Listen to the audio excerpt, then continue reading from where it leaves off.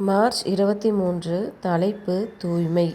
இருதயத்தில் சுத்தமுள்ளவர்கள் பாக்கியவான்கள், அவர்கள் தேவனை தரிசிப்பார்கள். மத்தேயு 5:8. ஒருவன் தன்னை முழுமையாக வெறுமையாக்கும்போது, ஆத்துமாவில் இருந்து ஒவ்வொரு விக்கிரகமும் அகற்றப்படும் போது, அந்த வேற்றிடம் உள்நோக்கி பாயும் கிறிஸ்துவின் ஆவியினால் நிரப்பப்படுகிறது. இப்படிப்பட்ட ஒருவர் ஒவ்வொரு ஒழுக்கம் சம்பந்தப்பட்ட மற்றும் ஆவிக்குரிய இருந்தும் ஆத்துமாவை தூய்மையாக்கும் அன்பினால் கிரியை செய்யும் விசுவாசத்தை வைத்திருப்பார்.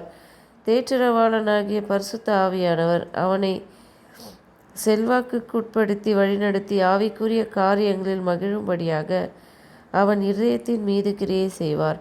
அவன் ஆவின்படி நடந்து ஆவின் காரியங்களை குறித்து கண்ணோக்குவான். சுயத்தின் மீது அவனுக்கு நம்பிக்கை இல்லை. கிறிஸ்துவே அவனுக்கு எல்லாவற்றிலும் எல்லாமுமாய் இருக்கிறார். பரிசு ஆவியின் மூலம் சத்தியம் தொடர்ந்து வெளிப்படுத்தப்படுகிறது. அவன் இருதயத்தில் பொறிக்கப்பட்ட வார்த்தையை சாந்தத்தோடு ஏற்று தேவனுக்கே எல்லா மகிமையையும் செலுத்தி, நமக்கோ தேவன் அவைகளை தமது ஆவியினாலே வெளிப்படுத்தினார் என்று கூறுகிறான். நாங்களோ உலகத்தின் ஆவியை பெறாமல் தேவனால் எங்களுக்கு அருளப்பட்டவைகளை அறியும்படிக்கு தேவனிலிருந்து புறப்படுகிற ஆவியையே பெற்றோம்.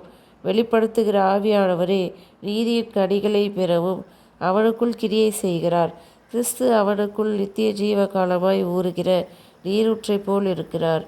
அவன் மெய்யான திராட்சை செடியின் கிளையாக இருந்து தேவ மகிமைக்கென்று உயர்தரமான கனிகளை கொடுக்கிறான். அவன் கொடுக்கும் கனியின் குணாதிசயம் என்ன? ஆவியின் கனியோ அன்பாகும். வெறுப்புக்கு பதில் அன்பு என்ற வார்த்தையும், அதிருப்தி மற்றும் துக்கம் கொண்டாடுதலுக்கு பதில் சந்தோஷம் என்ற வார்த்தையையும், எரிச்சல், கவலை மற்றும் தாமாக உருவாக்கி கொண்ட சோதனைகளுக்கு பதில் சமாதானம் என்ற வார்த்தைகளை குறிப்பிடுங்கள். அது நீடிய பொறுமை, சாந்தம், நற்குணம், விசுவாசம், தயவு மற்றும் இச்சையடக்கமாம். இப்படிப்பட்டவைகளுக்கு விரோதமான பிரமாணம் ஒன்றும் இல்லை. இந்த ஆவியை உடையவர்கள் தேவனுக்கு ஊக்கமுள்ள உடன் வேலையாட்களாக இருப்பார்கள். பரலோக அறிவு ஜீவிகள் அவர்களுடன் ஒத்துழைப்பார்கள். இவ்வாறு அவர்கள் ஆவியினால் நிரப்பப்பட்டு சொல்ல வேண்டிய சத்தியத்தின் தூதை உடையவர்களாக கடந்து செல்வார்கள். அவர்கள் உலகத்துக்கும் தூதர்களுக்கும் மனிதர்களுக்கும் வேடிக்கையாய் இருக்கிறார்கள். அவர்கள் சத்தியத்தின் விசுவாசம் மற்றும் ஆவியின் பரிசுத்தமாக்குதலின் மூலம் மேம்படுத்தப்பட்டு சுத்திகரிக்கப்படுகிறார்கள்.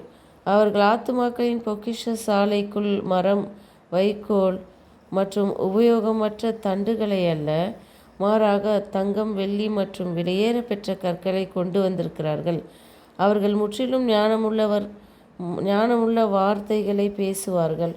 அவர்கள் இருதயமாகிய பொக்கிஷத்திலிருந்து தூய்மையான மற்றும் பரிசுத்தமான காரியங்களை கிறிஸ்துவின் உதாரணத்தின்படி எடுத்து காட்டுவார்கள்.